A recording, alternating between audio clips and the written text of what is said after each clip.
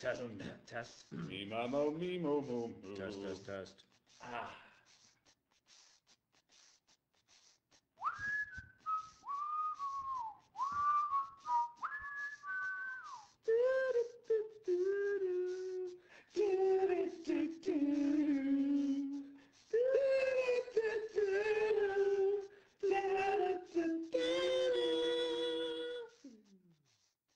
Yeah, well, welcome back, everybody. What up, you fucking assholes? It's been 2 long weeks without us. I know all 8 of you. Oh. I think we're up to 8 people who might have listened to this now. Mr. Jeffrey, how have you been? Oh, I've been good. I've been real good. I've been out in the ether, man, but now I'm back. How have you been? Rodney's been feeling good. Yeah, you're looking tan. You're looking real tan. Yeah, I fucking want to just live in Mexico. I think that's why I decided. Well, yeah. I mean, we were talking about Mexico and, how they work down there. And that's what we're going to be talking about in this episode. Working for a living and making a decent wage. So look forward to that. We're going to be talking about some minimum wage stuff this week. A decent wage? Yeah. How about, you're talking about the guys working hard down in Mexico? Mexico! Yeah, they're working real hard. Yeah. I hope they're getting paid well.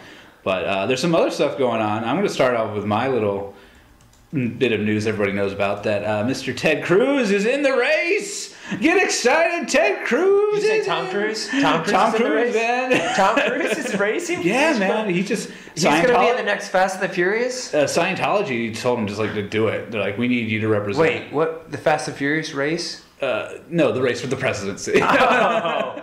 Rod. Tom Cruise. Ted Cruz. Obviously, you need to get back into your political gear here. No, I don't. You're still on vacation here. Yeah, man. I don't read the news anymore. I'm done with the news. It's depressing. I think both of us have discovered over the last 2 weeks that a break from the news might not necessarily be a bad thing. Yeah, maybe not. It was a little overwhelming, perhaps, but we're back into it because we love you and we want to talk about it. I love you, Derek. I love you, Rodney. I love you, Rodney. Rodney, I love you. No, seriously. If you had a mustache right now, and I had a video camera, that would have been a really good meme. If only you could have seen it there, listening public. Oh, we need to make this fucking live video streaming. Eventually. We should both have mustache. If you want live video streaming... Actually, we both do have mustaches, so when I said that, he had a mustache on. Yeah, what are you talking about? Sorry. Please send $9.95 to whiskeyandwifi@gmail.com. Or I guess you can't do that. We'll give you the address to send the money to. We're going to start a Kickstarter for our studio. Yeah. Well, we can do that, right? Yeah. Drunken Idiots, what microphones? That'll be the name of our Kickstarter. No, it'll be Whisky and Wifi. Well, right. I guess so. Yeah. Please like this video or share it so There should be a video? Oh, sorry. this clip. That way we know that you want us to start a Kickstarter, right? If people... Or if you just want to kick us. Maybe one of the perks, if you give us the $9.95, is you get to kick us the next time you see us. Yes. And maybe we'll hopefully never see you if you pay that $9.95, so then we never get kicked. But if you're someone that's... The odds are the people that would pay the $9.95 will see us soon enough to kick us. One of our friends is making too much money, and they're just like, "Oh, this would be great. I'm gonna give him $1,000. I'll give him their stupid mics." He just is like, "I gotta kick the shit out of you for like an hour, right?" We'll videotape it, put it on the website. Black out all of our faces, so no one will be able to tell it's you, Max. I think we missed the button there. Yeah, the cough button. I just think Ted Cruz could use a cough button half the time when he opens his mouth. Sorry, getting back to Tom Cruise. I'm just trying to, I think he's pretty sexy, Tom Cruise. We're talking about Ted Cruz, Rodney. I just keep trying to change the subject. Do you know who this man is? I do know who this man is. He's going to represent your side. It's not my side, because I don't think I have a side. I want you to take a side. That's probably what a lot of people want. He won't do it, guys. See how concerned he is for the listeners? He's trying to stay down the middle and be unbiased and not part of a party. But... Oh, I like the party. I want to be part of the party, Derek. That's bullshit. Stop speaking for me. I'm sorry. We're partying right now. We are partying right now. There's a party in my pants right now, Derek. Oh, speaking of erections. Listen to one of our hiccups for that.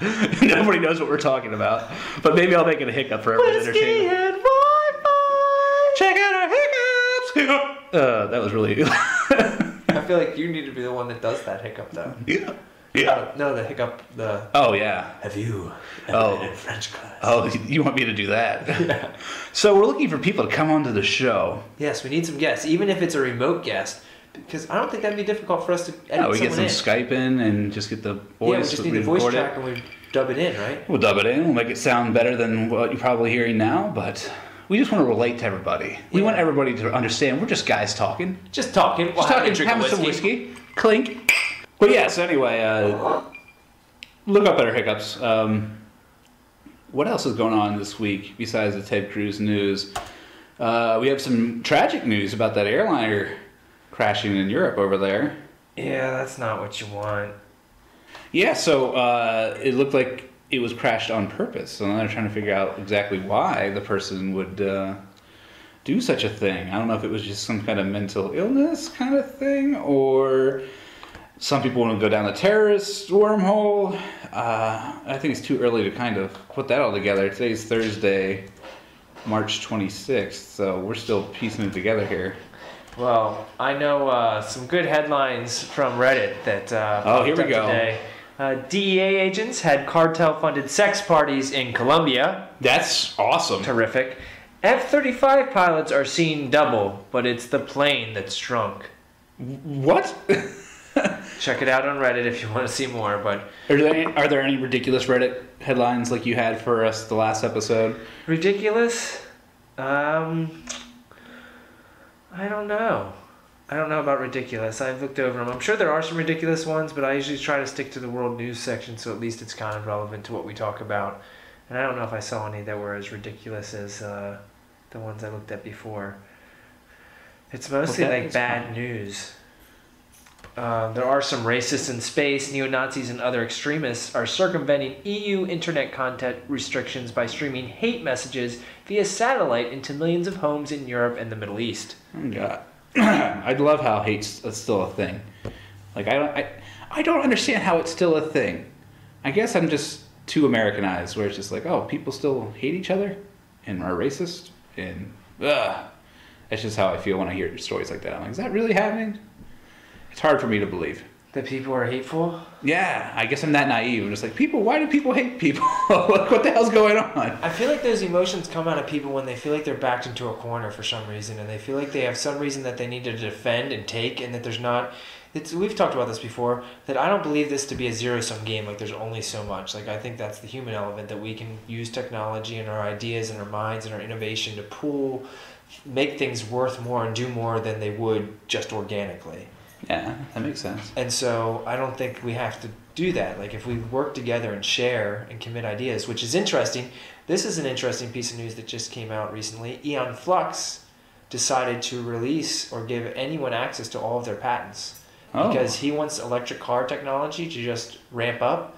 And there was a piece on NPR where they were discussing how innovators from many decades, generations ago, like the Benjamin Franklins of the world, that it was much more common for people to just share ideas and put them into the ether, if you'd like to call it. Yeah. Because then you let it percolate, and other people can make better ideas. And we kind of talked about it, I think, before about the car industry. Right. How, like, if they just made the best car, maybe it wasn't on a show. Like, what if everyone just shared all of their patents and all their ideas and just made the best fucking truck and the best cars and the most fuel-efficient ones ever, and we just all had the best cars? But instead, we have these weird, it's my idea. No one else can take it. Well, there's this thing called, I'm on ResearchGate, because for a little while, I'm not like an engineer, but I'm a creative person, so I see patterns and I try to like put them together and solve problems. Green energy's like, there's a market for it, so I started dabbling in that. So I'm not an engineer, but I go on ResearchGate and like, does this work or is this a good idea? And like, I just share it with other people who are like real scientists. Uh-huh. And it's kind of like you're talking about these people doing. And I like that people are doing that on the internet. And the other thing I want to touch on that you just brought up is that, we were talking about that one movie called Transcendence. And it's like where this computer has all access to the internet and starts developing things really quickly. Uh-huh. We don't need a computer necessarily to do that. We just need to all start tapping into that. It's just crowdsourcing. Yeah. Well, have you ever heard of like, what is it? Is it like the 1,000th monkey? I think we've talked about this before. There's some theory about. Maybe you did. There's a story and a theory about like, I forget what it is. It has to do with this island where, I guess it was an island where they had done some testing with atomic bombs or weaponry or something fucking contaminated the coconuts. And the monkeys that were reestablishing the island would get sick if they didn't wash off the coconuts. Well, they started teaching the monkeys, I guess, to wash the coconuts in the water before they ate them. And after so many, it was like, let's just say for argument's sake, I should just look it up. Anyway, that it's like the 1,000th monkey. Once the 1,000th monkey like learned to do it, like they all of a sudden did it. It was like everyone did it. And have you ever heard of any of those theories of just like that there the ability to like tap into a human consciousness where we can fucking talk on a level where it's like we just believe in communication like this, and our technological advancements are leading to a place where we might not use communication like oral communication anymore. We'll just think ideas and spread it that way, and this will go away. This will be an old technology, talking and making noise with our mouths. But like that there might be an organic version of that where we can tap into each other's minds and like work together, like kind of like that idea we talked about for that movie. Yeah, I know what you're talking about. That I remember that. I don't want to talk about it in front of these people. Yeah, we can cut this little rant part out of it. Sorry. Yeah. No, this is like good. Really off fringe. Keep going. But that ability to communicate together. So it's like sharing ideas on the internet. Like that's one way of doing it. But if there's a way that we can just all like, maybe it's through yoga, through meditation, somehow like all of a sudden like transcend into like the same frequency and like share all of ideas like instantly, and just like what would happen, like it's like all questions and answers kind of get thrown out there at once, and everyone could just be like, it's just like, ooh, like think what would happen. It's evolution, man. I personally think it's the next step in evolution is kind of having that kind of weird consciousness where we recognize that we're kind of connected. But you're talking to a spiritual guru over here. You're calling yourself a guru now? Definitely not a guru, but I'm a person who's more susceptible to believing that kind of thing. Do you want to try to become a guru? No, because they don't have enough fun. I mean, it's just like, what do they say? 10,000 hours is when you become an expert at anything. Yeah. So once you put like 10,000 hours in, you can call yourself a spiritual guru. 10,000 hours of like meditation. I'll call you guru. When I start flying, like in Birdman, like that's a movie I watched this week too. Oscar winner. This is somewhat relevant to pop culture. Won the Oscar for Best Picture. A very interesting movie. Who directed it? Was it like a low budget film or? It was definitely like a lower budget film. And the director was really cool. I'm going to look it up because he deserves credit. That's why it's called I'm pretty sure it's a he. Whisky and Wifi. The way it was shot was very cool. Keep doing that. People be like, stop fucking doing that. It fucking sounds like bullshit. I can't even pronounce it. Alejandro Gonzalez Inarritu. This is actually for me. I literally took a year off from movies because I kind of moved back here and was like, I need to take a break from that world. So now I'm trying to catch up from all the movies from last year. And that was a good movie. But I like that Michael Keaton played the character he did because he used to be Batman. I feel like that seems very strange. You were telling me about this movie before we started the show. And I was like, wait, did he write this movie? Is he just playing himself? Fuck, I've been in that funk. This is perfect. This is my movie. Like maybe the movie wasn't like Birdman or whatever first. It was some other role, but he was just like, that's me. Like, I've lived and breathed this for the last several decades. If they don't cast me, I don't know. I should be the new fucking Batman. Yeah. But, yeah, so... Who's going to be the new Batman? Is it Ben Affleck? Is that it? They did say Ben Affleck a while ago. He's a pretty good actor. I just don't know if I buy him. Christian Bale was a pretty badass Batman. He's a tough act to follow, I feel like. I was surprised he was done already. Like, I feel like Christian Bale seems younger looking than Ben Affleck. That's how I felt too when they picked him. Like, that's kind of like a lateral move. Usually you go younger, right? Yeah, and Ben Affleck's going to have to like get on some serious steroids, I think. And he's doing something. I said I was okay with it if they bring Sideshow Bob, Silent Bob and what's his face? Oh. If they get them involved as like Jay and Silent Bob. If they bring them on as minor characters, I'll be okay with it. But hey, I guess this is the entertainment section of Whisky and Wi-Fi. It's like, man, you guys have gotten soft. Hey, we're trying different things out. See, you know, pop culture. Yeah, I don't know if I buy him as Batman. He looks better there than like. He looks fairly mean. I mean, I wouldn't fuck with him on the streets. He's from Boston. In real life, or in his Batman role, he just somehow finds me and just kicks the shit out of me. But, you know, it's a shame. Like, most people can't even go watch a movie these days because they're not getting paid a lot of money. What do you think about that, Rodney? I think it might be more the advent of big screen, flat, cheap televisions, high definition TV that's more affordable. So people could pay for it, but they're using their dollars elsewhere, and they're staying home because it's more comfortable, the view's better, you don't have to deal with that obnoxious person playing with their cell phone, and movie theaters have been slow to evolve and keep up with other technologies. All relevant points. Well said there, Rodney, but go fuck yourself. Yes! That's the type of energy I'm looking for. I was going to say people need to make more money. I wouldn't raping women. Because obviously I'm drinking a little bit. That's pretty good. I think that's the best one we've heard so far on the show. Oh, my chest hurts. Anyway, it doesn't really. That was a joke. But doing that voice does strain the pectorals. Pectorals? You tense up? Yeah, I tensed up a little bit. So we want to talk about minimum wage this week, as well as 401ks. I think you were going to bring up with Governor Wolf's plan in Pennsylvania specifically. Yeah, there's been a lot of talk around the country lately about raising the minimum wage, and I am a big proponent of it. I think we should definitely adjust the minimum wage, at least for inflation, because it's lagging behind from my research. And at least a minor bump overall. I know there's been states and certain localities who've raised the minimum wage, but it seems ridiculous that the rest of the country can't catch up. But is there anything you want to add there, Rodney, or jump in with? I don't want to control the conversation. Yes, you do. Yes, I do. Yes, you just called me out, and you were right. Okay, that's enough, Rodney. Rodney, please shut up. So, hot mic. Why are we only using the mic that's right in front of you this week? You know why. I told you why. You said you wouldn't talk about this on the show. Oh, I'm sorry, Darren. All right. Back to our paddling. So yeah, please don't use the spiked paddle anymore. There's too much blood. So much blood. We talk about politics on this show. Let's get you off the subject. Distractions are so powerful.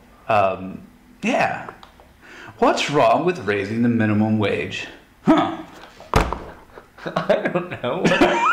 I wish I could pay everyone. I don't know. Leave me alone, he said. I can't solve the world's He's like, I didn't do it. I'm just a poor boy from a poor family and nobody. We're just going to turn it into karaoke for all of our 3 fans. What's the song you love to do? No. Come on, Eileen. Come on, Eileen. Oh, I swear what it means at this moment. You mean everything. Perfect. I really lost myself in that moment right there. It's good to lose yourself in a moment, I think. I think that's a good thing. And I think it's good that sometimes we lose ourselves on this show Yes. and say ridiculous things. You're damn right. Because so many people are too PC these days. Yes. So getting back to minimum wage, I say, fuck that because fuck people. Damn it. Fuck them all on their asses. That's Right. why I'm really happy that the minimum wage in the countries that we import most of the goods are set at 28 cents and 80 cents. That's what I'm fucking happy terrible. I hate that we import from people who can't even put a living together. That's wrong too.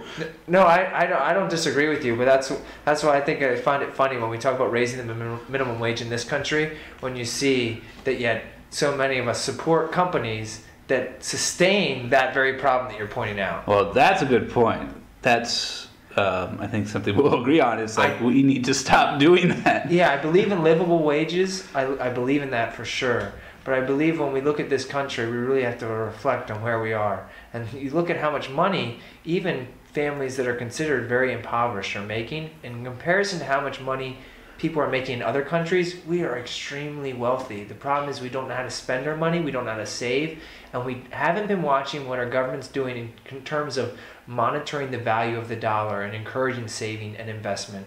And because of the fact that we have fiscal policies and monetary policies that actually discourage us from saving and actually crush the value of our money, we have this rampant problem where we have inflation and we have to continue to adjust wages to keep up with inflation.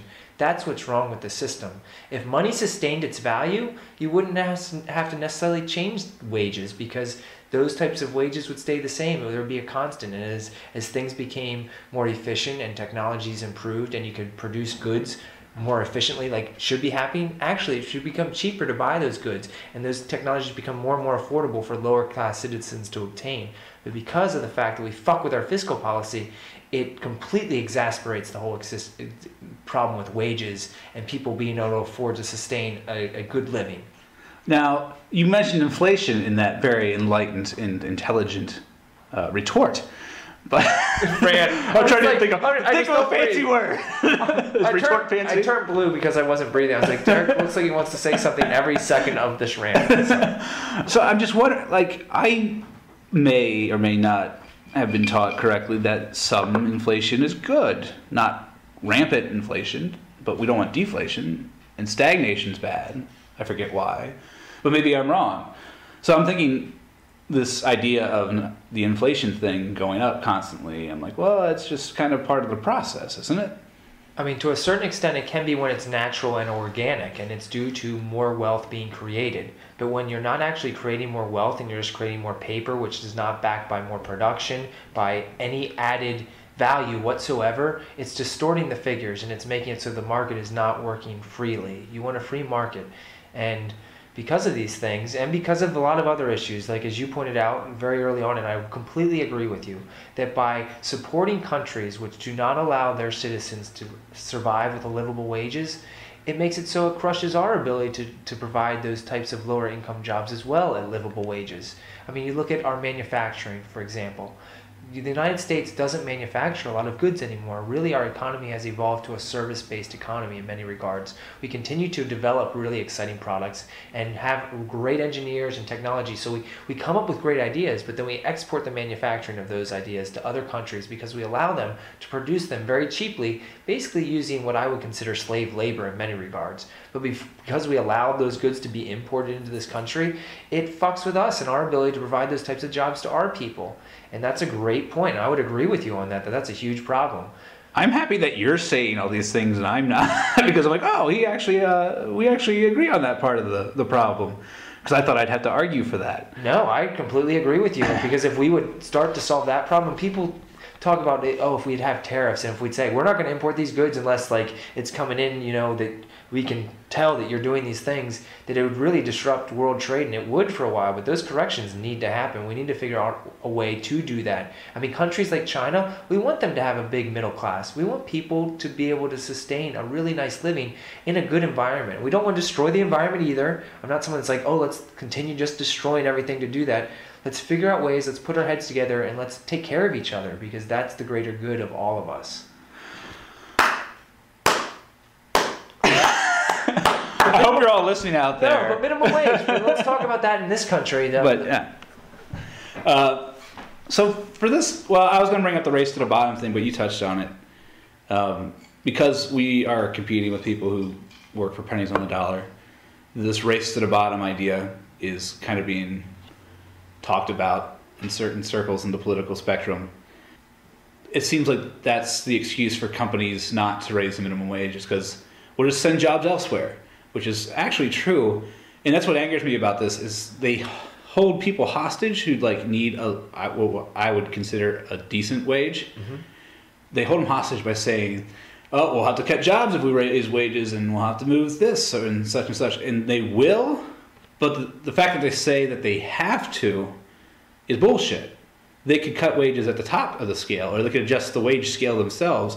And it kind of is bullshit to me too, because I'm like, so you're really going to cut your productivity and your customer service base just because you don't want to raise minimum wage? I kind of want to call their bluff. I kind of want to be like, you're just lying. Why are you saying cut productivity? Because if you're cutting your workforce, and that's part of what makes you efficient. They're not. They're exporting those jobs somewhere else. They're not cutting their workforce. It's just cheaper labor. I guess some people were saying more of a cost because you have to transport those goods here. Yeah. Which is also a good point, because the only reason that they've been able to get away with that game, and part of the reason that it's continued to sustain itself, is through the subsidization of cheap oil, which has been, a lot of that's contributed to low interest rates and a lot of cheap money given to oil companies that are producing oil that's not nearly as cheap to get out of the ground in this country and in Canada as compared to the Middle East. And it's been allowing that the energy crisis that's really going to hit us, and the spikes in energy costs, it's distorted that figure for a pretty long time now. Well, that's something I didn't think about, how the energy because connects to everything. Well, I mean, if the transportation costs skyrocket, right? Mm-hmm. I mean, it's going to be a lot harder for people to import goods into this country. It's going to add a lot more cost to their capabilities. I mean, it will also make it so producing goods in general is going to be more expensive, but that transportation cost is a big factor. I mean, that's one of the big things in our supply chain. A big problem in our supply chain is how we've allowed this thing where, you know, a company could be raising the cotton in South America. They could be, you know, they harvest it there, then they ship it over to China where they turn it into a material, and then they ship it back to Mexico where they actually stitch it into a pair of pants, and then they ship that into several distribution centers in the United States, and then they ship that all to all of these different stores, and then the consumers get it, and the stuff that doesn't sell then just ships back to somewhere else where they sell it at, you know, really low cost. And you look at all of that transportation, you're like, wait, well, what happened to someone making like a good in one spot using the resources they have? And like, oh yeah, I definitely feel the same way when I see that process. And if you actually look into these things and how it gets produced, I'm just like, I feel like in 100 years people will look back and be like, what the fuck were they doing? I mean, it's because of excess. Yeah. We're learning. I think technology is going to allow us to move past that formula. But that's another problem, is that technology is compounding this issue of minimum wage because there's less and less work to be done, right? Because of technology, because machines can do our jobs better than we can. Computers can do our jobs.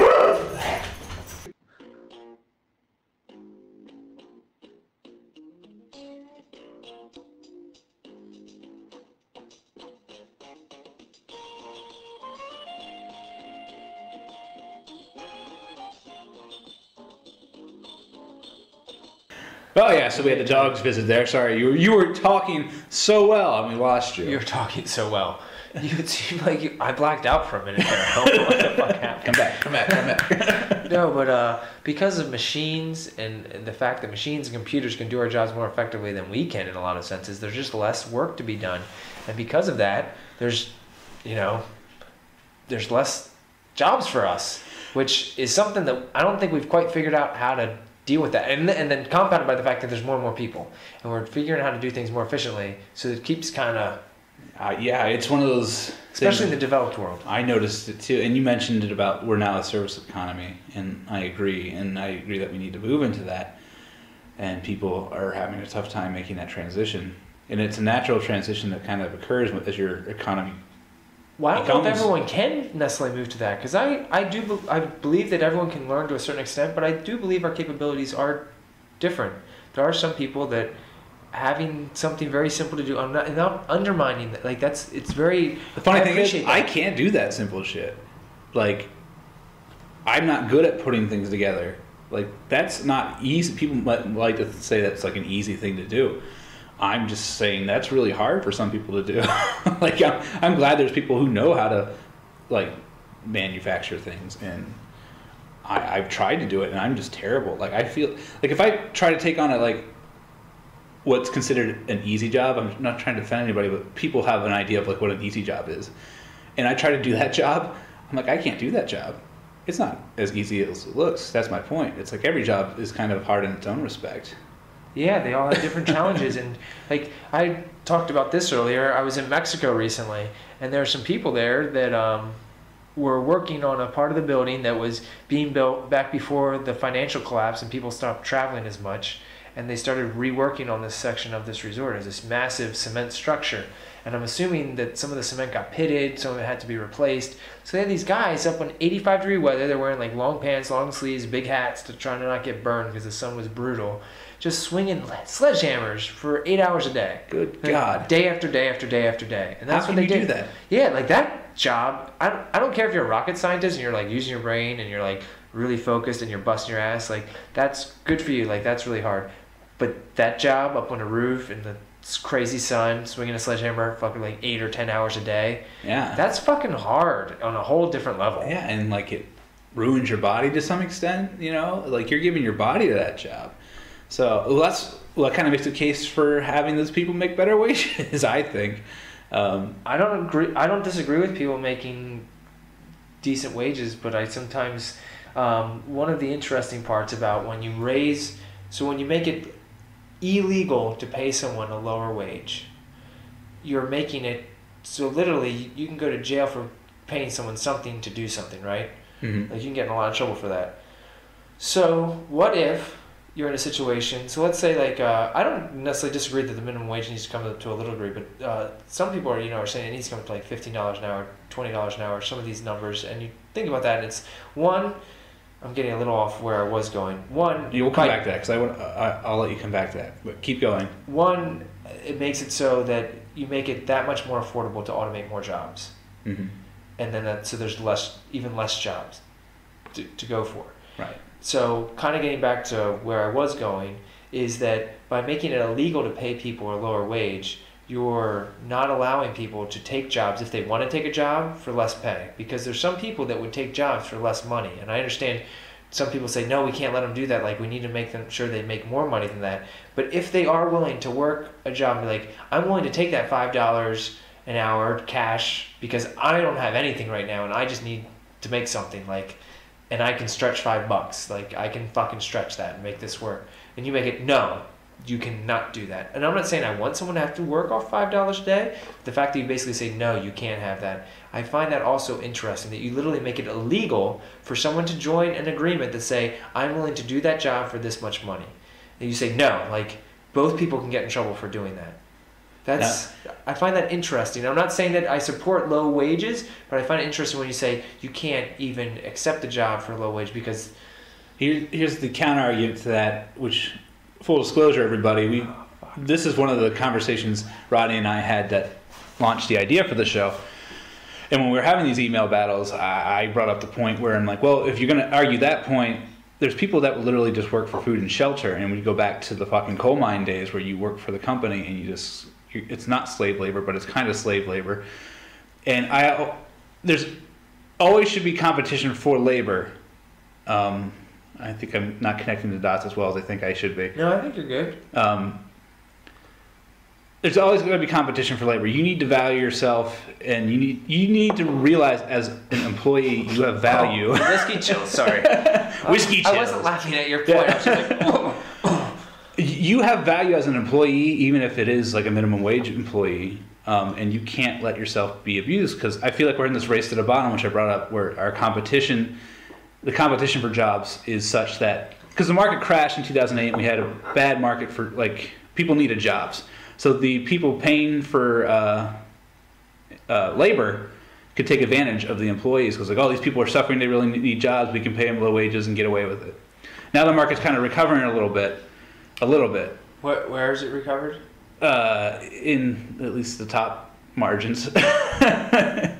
On Wall Street. For the top 1%. Exactly. Well, you're talking to Occupy over here. I'm just saying, in terms of it recovering, there hasn't been a recovery, and you're actually seeing massive deflation globally, other than the United States, because we've been hedged up by a Federal Reserve and a privately run bank, which also has ties to other global banks like the IMF that are fucking with the entire currency system right now. Conspiracy Corner.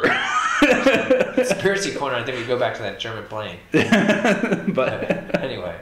No, but you're right. I don't want to disagree with any of that. I'm just saying we cannot use that, people will work for cheaper.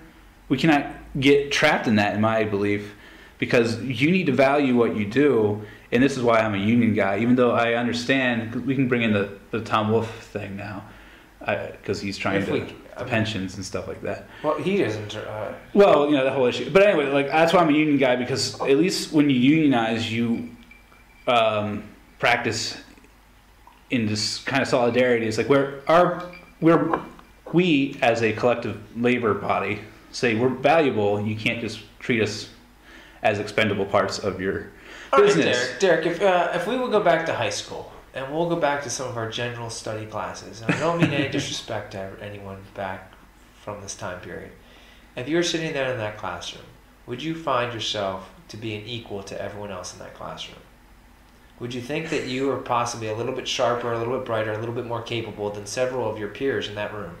The only argument that I have against unions is it basically rewards complacency. It does not reward people that are trying harder, that are trying to push the envelope, that are trying to do their best, that are trying to make it so it's efficient as possible. It basically makes it so everyone's on an even playing field.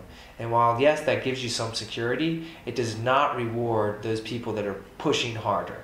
You need to reward people by having merit-based pay as much as possible, in my opinion. I think you're right. I believe unions had a purpose and a place, especially in this country, because there were times when this country was run more like countries like India and China, where people, those examples of those coal mines or the meatpacking industry, where people were really being used and abused, the sewing mills, like you name it, like lots of different industries were really fucking just taking advantage of people and using them as slave labor almost. But as an economy advances, it moves past that. And I believe we have a lot of social infrastructure in place that we didn't have during those times either. Whether it's welfare, whether it's food stamps, whether it's, I mean, you go down the list, there's so many different things that have changed. And yet we keep putting these layers on. And what you see in a lot of those industries that are driven by unions is that complacency becomes a culture where the best get beaten down into dealing with mediocrity.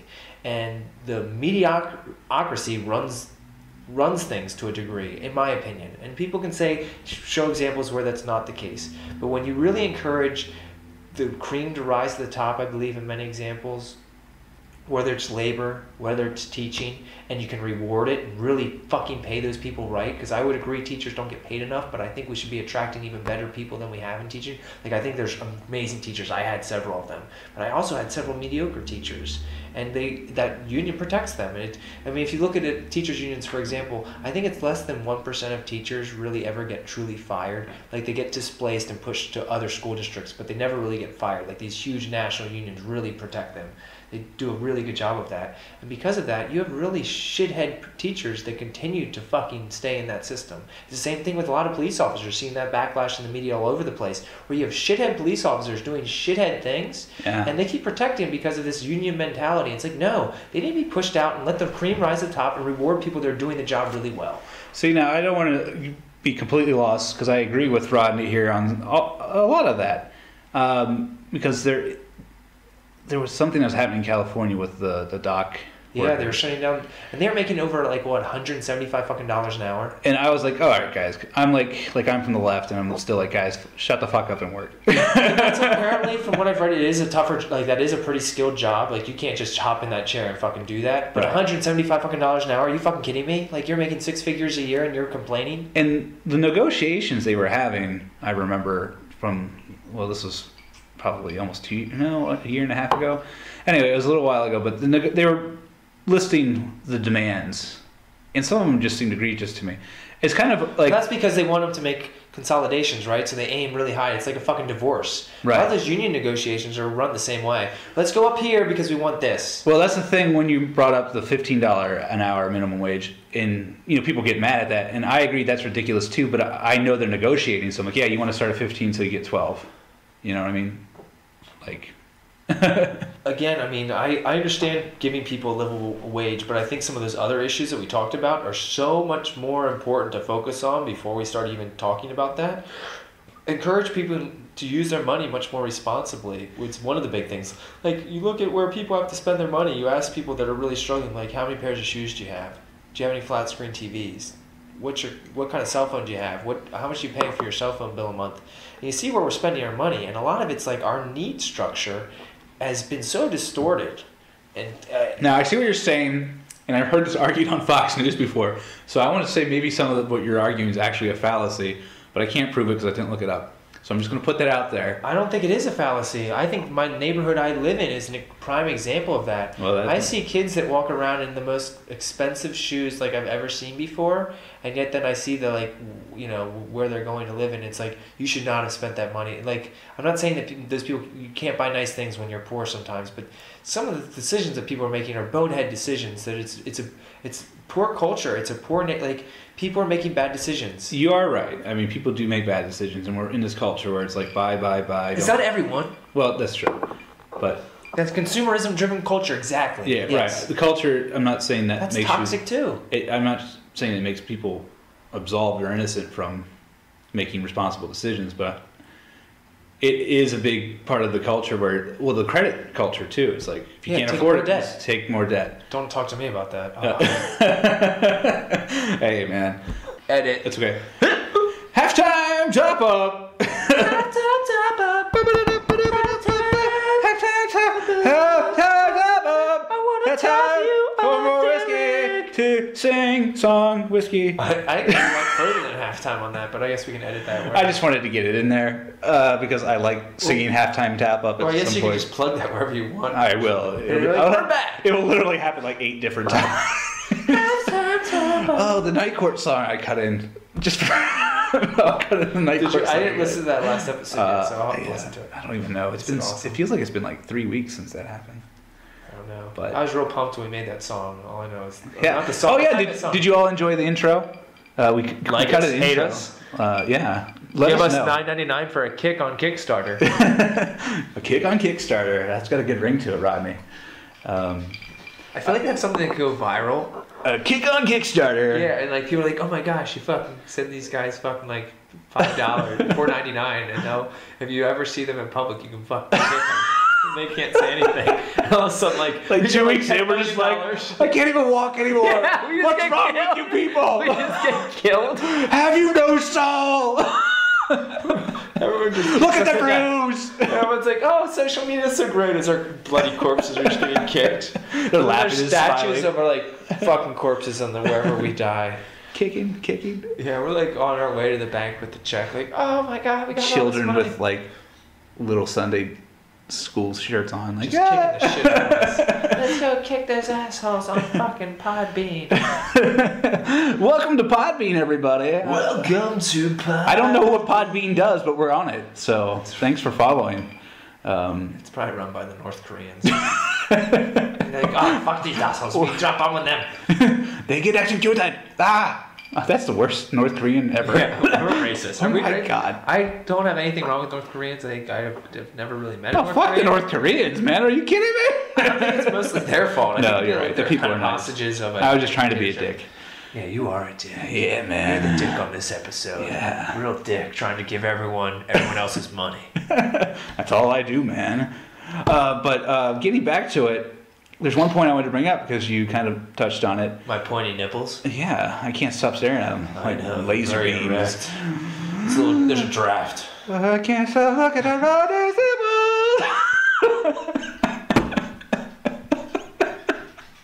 Whiskey. Yeah, so. Whisky and Wifi. People like to bitch. About my pointy nipples. Anyway, people like to bitch. I don't know why I'm doing this, but anyway. Go. People like to bitch that you gotta pay the welfare and the food stamps and the bloody bloody who what. And if we just pay the bloody bloody who what.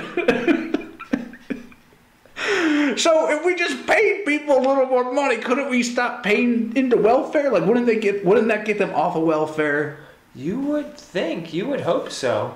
So the people who, drive campaigns against raising the minimum wage or paying a better scaled workforce, like paying a better, to pay their employees on a better scale is what I'm trying to say. Mm-hmm.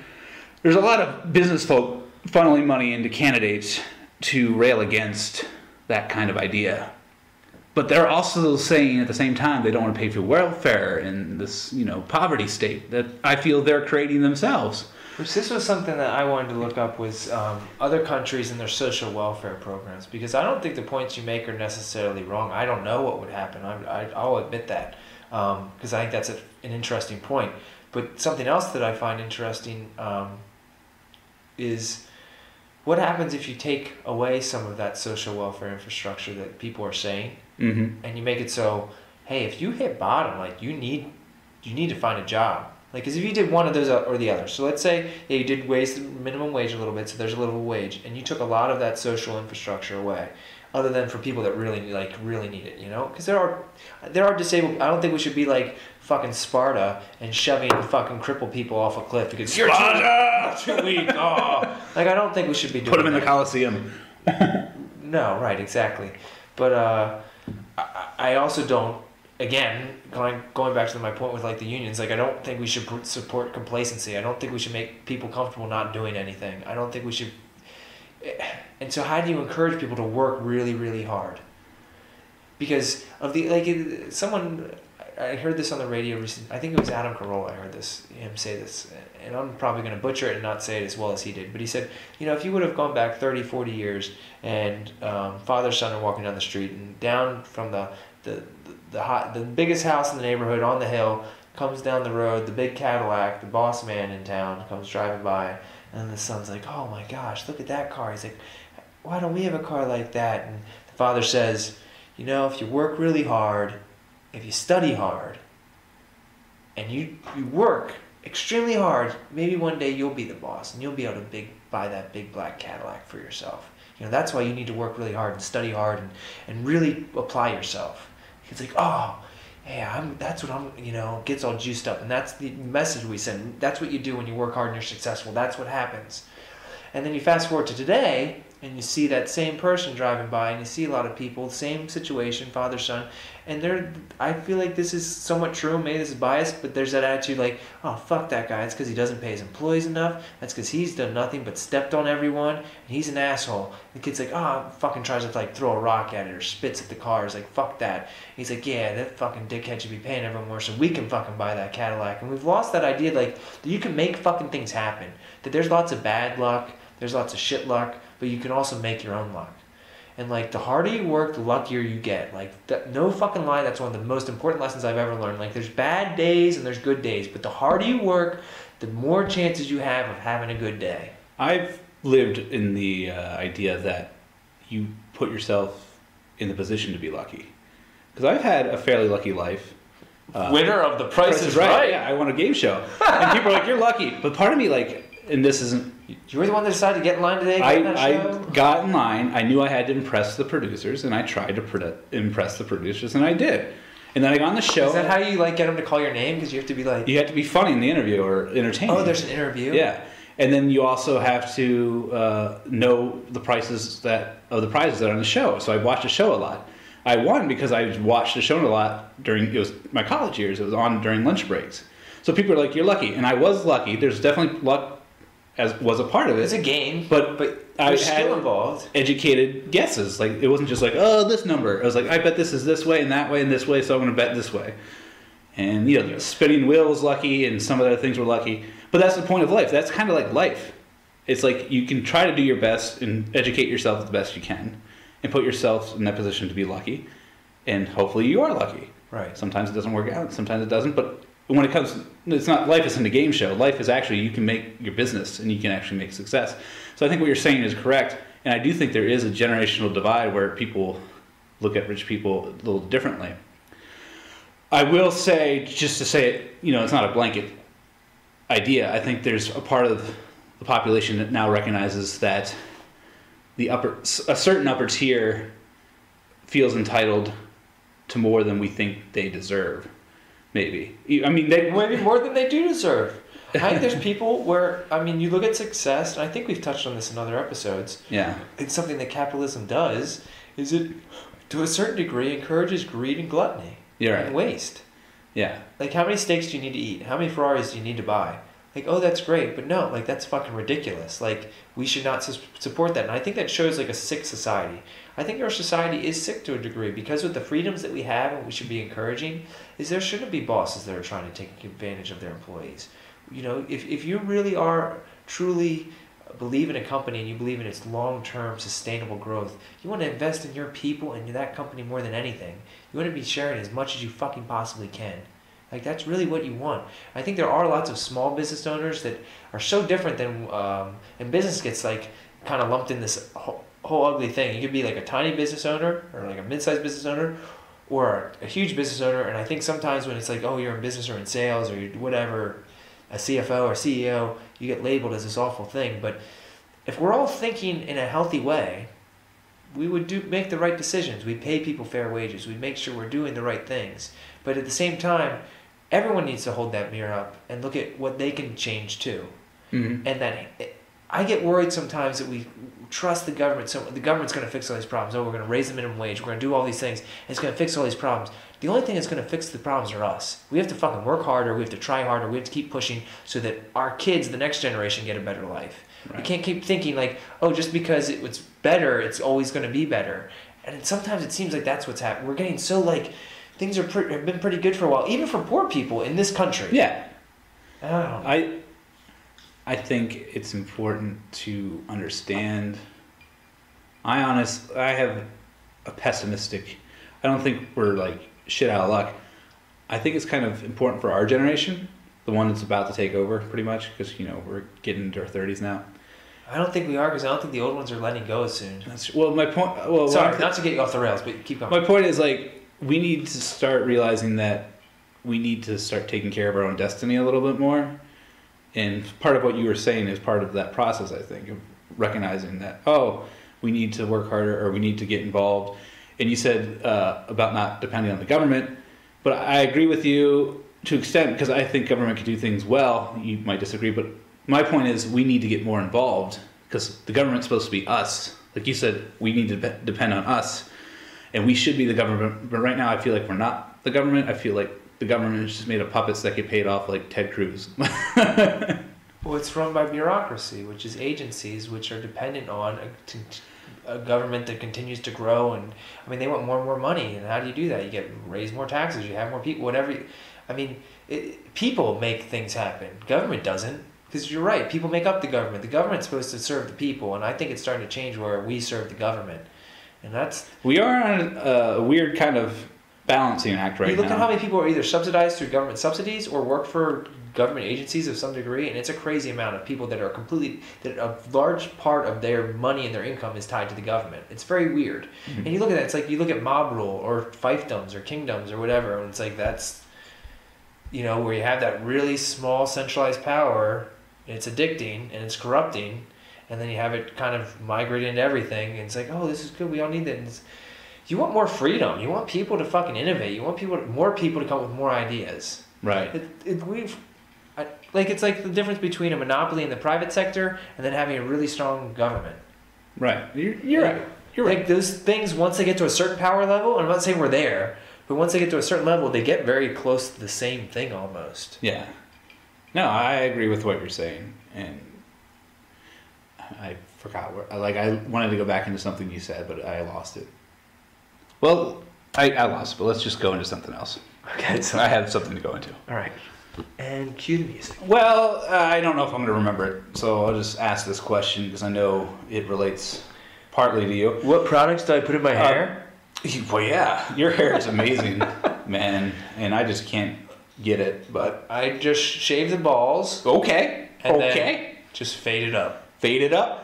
That's how you do it? I'm just going to start plucking now. Let's see how that goes. And then I use a little mousse. A little mousse? And in the soft patch above for the cushioning. I see that. That looks pretty cool. Yeah. You have a raging erection right now, sir. That's what I do with my hair product. Continue.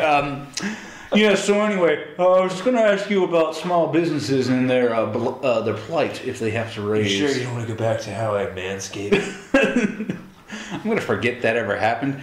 So... Block that out. Thank you very much, you fucking asshole. I'm going to drink that out of my mind right now. You can't tell how angry I am by my complexion. Derek is red. He's fucking pointing at me and doing like the cut it out sign. I'm trying to make it very clear. So yeah, there's small companies that might suffer from not a tax hike. Oh, they can kind of maybe consider minimum wage a tax in a way. So yeah, smaller companies, they have to deal with a minimum wage hike. Wouldn't that be a bad thing? Or how would smaller companies who are competing with bigger companies to sell their goods now have to raise their wage if we pass minimum wage, a minimum wage raise? How might that affect them? Well, I think it affects all companies differently. So you have to look at what industry they're in, the types of workers they have. Because in some small companies, it might have all pretty well paid employees where raising the minimum wage doesn't even impact them. Like let's say a small law firm, they might be considered a small company, but raising minimum wage might really not affect anyone on staff because even the secretary clerk probably would hopefully make more than that. Maybe that's the one person it would impact. So I don't think you can group all small industry into one category, first off. But I think you could recognize the fact that economies of scale, larger companies generally have the ability to do things more cheaply than smaller companies. So let's say maybe you have a small, locally owned company that makes farm equipment like manure spreaders or something. Let's say it's a very small little mom pop shop. Yeah, if they're competing against a large conglomerate that has, you know, multinational operations that's producing manufacturing products overseas that doesn't have the same laws and restrictions that we have, you know, they could have a real problem on their hands because it becomes harder and harder to compete. Maybe they have a few employees that they were paying minimum wage. They now have to increase that price, so they have to figure out a way what to do with that cost, right? Their cost of operations has gone up. Do they have the profitability to eat that, or do they have to pass it on to their consumer, which then also makes it so that they're competing less with that larger company that might not even have to do that. You know, they don't even have to worry about increasing the wages too much. So that is a problem. But that's a problem I recognize, and that's why I threw it off to you, because I knew you could explain it better. Because I worry about that. But it's that's why I get back to a living wage. I get back to my point with living wage. So people say minimum wage, and I really believe the root of this, a lot of it has to do with having sound financial principles and having sound monetary principles, and your government trying to have a currency that maintains value and encourages saving and investment, so you can pass down money to younger generations that actually means something. You know, like $100 today isn't worth shit compared to $100, you know, 50, 60 years ago. And while, we talked about this earlier on this show, while some inflation's okay, I mean, the type of inflation that we've been having, I don't think is okay. If you look at the establishment of the Federal Reserve Act, since then, and you look at where inflation goes, I mean, it's pretty much like just goes right up. And that's been on purpose, because if you look at it, I think this roots back to kind of an evil part of what our fiscal policy really comes down to, is wealthier people hold resources such as land, companies, fine art. That might sound weird, but they do, and those types of things go up because it's rare, it's valuable. And now, because I want to be conspiracy corner, water. Water could be one, sure. Resources in general that are scarce, right? Yeah. They own those things. Poor people generally don't. They hold the currency. We don't have the money to invest in those types of things.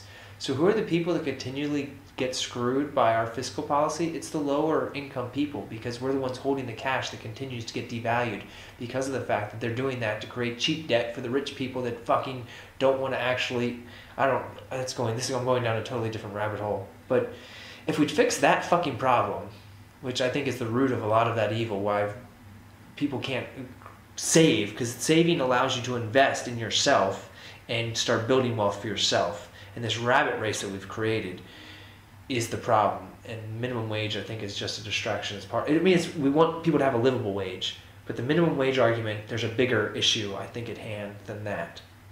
I like what you said. I'm going to bring it back to the economies of scale of a larger corporation dealing with, competing with a smaller company. And I kind of like, I know what I'm going to say isn't necessarily as sound as I want it to be. But there's something about making a company, like a corporate entity like Walmart, pay their workers better that is attractive to me, because I feel like, I know it sounds like it's going to squeeze out the smaller guy even more and actually make Walmart more profitable, but I don't know what I'm trying to get. Damn alcohol is what I'm trying to say. My point is, you want people to make more money because you care about people, Derek. Well, that's true, but and you think Walmart should be forced to pay people? I'm trying to remember what we were talking about in our emails, however many months ago. And at one point, I really wanted to get in here. Get in here and stomp on your head. Because we kind of argued, and we kind of agreed that like maybe minimum wage shouldn't necessarily exist. And I argued, I think, that I'm like, well, if people unionized, when you work for a company like Walmart, and you kind of get abused, because like, we'll just find cheap labor.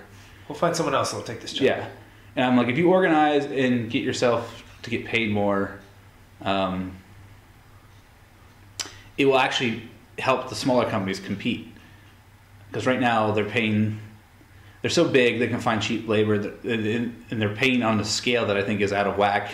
They pay their lowest employees the cheapest they can because they teach them that, like, oh, we'll just find somebody else. Sure. If people kind of organize and be like, you need to pay your lowest workers at least a livable wage, I feel like it might drive a market correction in the way they pay their employees, which might make them have to raise their prices. Because right now they have such low prices that drive out their competition.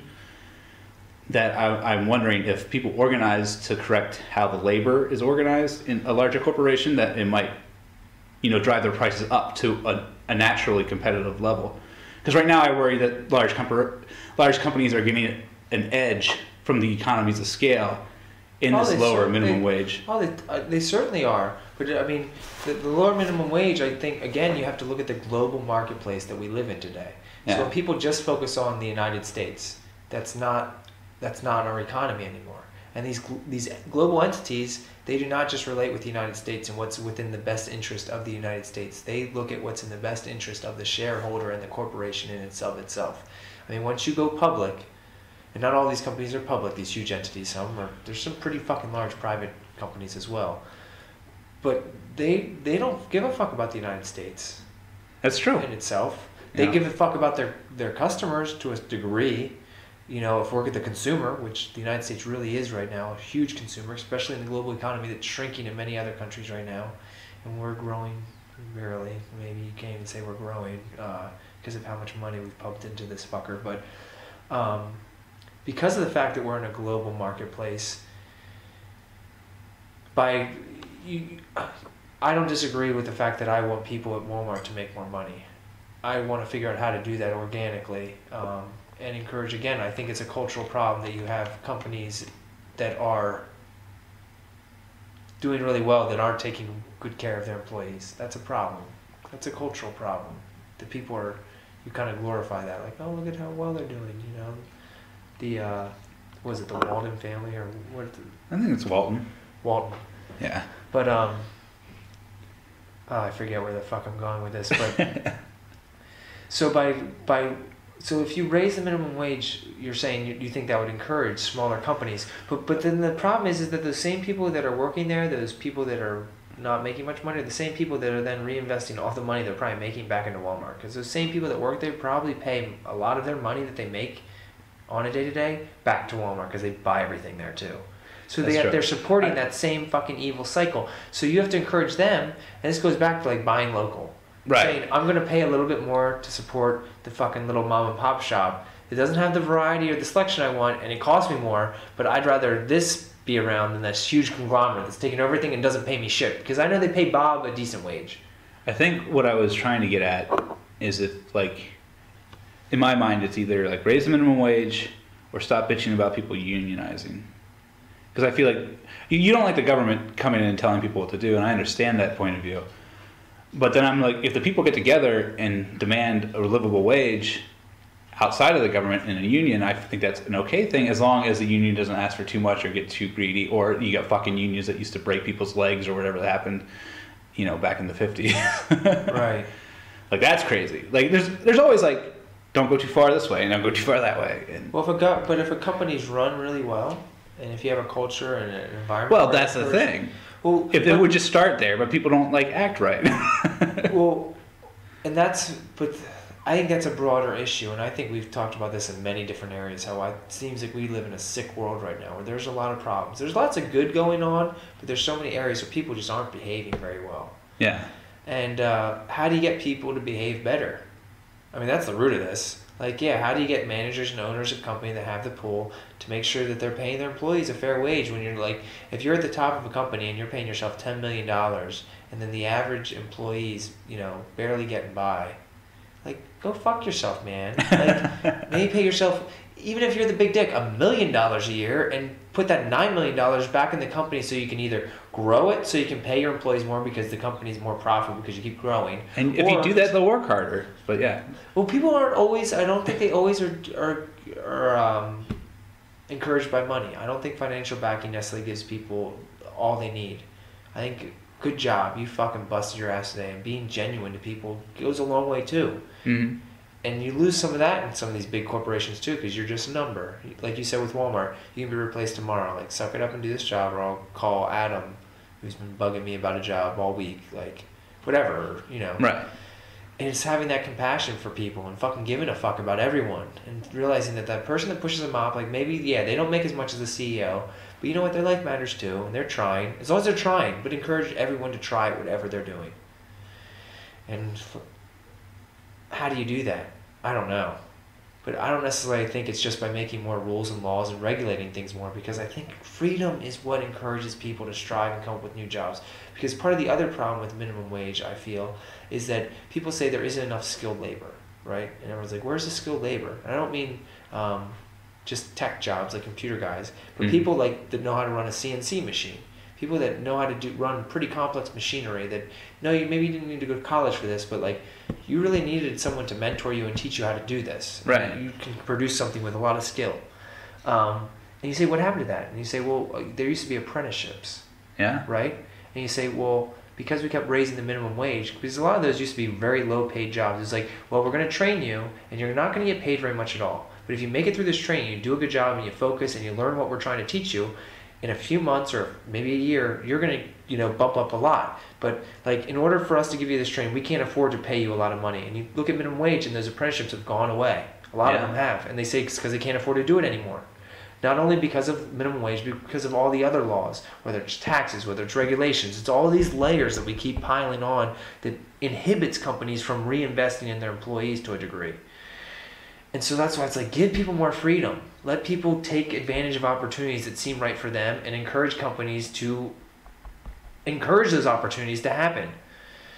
And I think we're putting on too many layers of shit, and it's making it more and more complicated and more difficult for that to happen. That's well said. I have to say those are all good points. So You take that, he's sir. Celebrating. No, I'm not celebrating. But just slowly stroking my wang again. We have reached probably the end of our time. So No, we haven't. I don't. What, You have to at least have a good rebuttal, Derek. I'm trying to think of a rebuttal to what you said, because it made sense. Because you have to be sensible about this thing. Like you have to recognize how businesses work. I feel like that's probably some of the problems on the left. Because I've studied business to some degree. I'm not a businessman like Rodney. But I'm not a businessman either, man. I think that takes anything to be good at, it's like 10,000 hours. I'm not even close to my 10,000 hours. But still, I think there gets lost in it the realities of how life works sometimes on the left. It's like, this is how it should be, because that'd be nice if everyone had this, and that'd be cool. And I feel that same way, and I get that same way too. Why do you label it left, though? Well, Why is it just people? Why is it just society? Well, I'm just trying to... You're trying to keep this red and blue fucking division. I'm trying to negotiate with what I call my side, because in this scheme that we have, I feel like it's like left and right coming together and talking like normal human beings. So fucking killing each other. I feel like in my imaginary little world, it's like, oh, the left's behind me, so I'm like, come here and at least listen to what he's saying because it's somewhat sensible. Like, I feel like I'm trying to pull whoever might listen to this, all 6 of them.